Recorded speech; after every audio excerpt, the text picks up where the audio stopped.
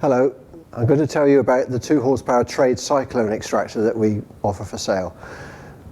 Majority of Cyclones are much taller than this machine, so you can operate this in a standard 8-foot high ceiling building quite easily. Like our other trade extractors, it shares a very similar 2 horsepower induction motor, that's 1.5 kilowatts in new money if you like, a nice steel enclosure with an aluminium fan, so you've got very little risk of sparks if you happen to pick up anything metal. You have the Cyclone enclosure, which is this tall piece here. I'll come back to that in a second. It has a 1 micron filter capability cartridge filter here. It will contain about 96% of all particles up to 1 micron in size. And it has a cleaning paddle wheel on the top. And when you clean it, any residual dust will end up in this bag here.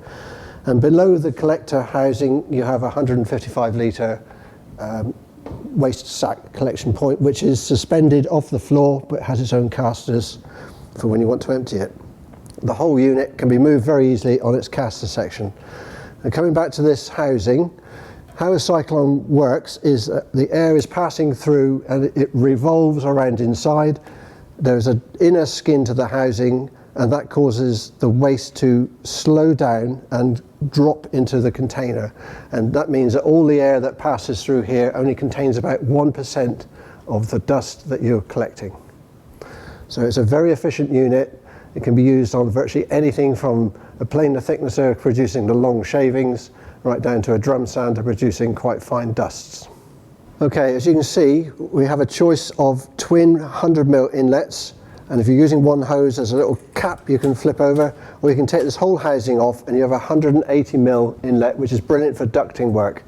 With that flow on there, you get about 2,300 cubic meters an hour, which is quite substantial. You may have noticed we have a gauge on here. This is called a manometer. What it's actually meant to tell you is how efficient the filter is at passing air through. So there is a normal place for it for the needle to actually sit, and if it drops away, you know that your filter's getting a bit blocked, which will actually tell you your machine's not performing properly. So you have a look on the floor. We've got quite a mixture here. We've got some long shavings off a dowel making machine, and some general waste that you get from saws and wood turning, etc. So I'm going to switch the machine on now, and you'll see this needle flip round to around the 2 to 3 mark, and then I'm going to suck up both piles so you can see what it will do.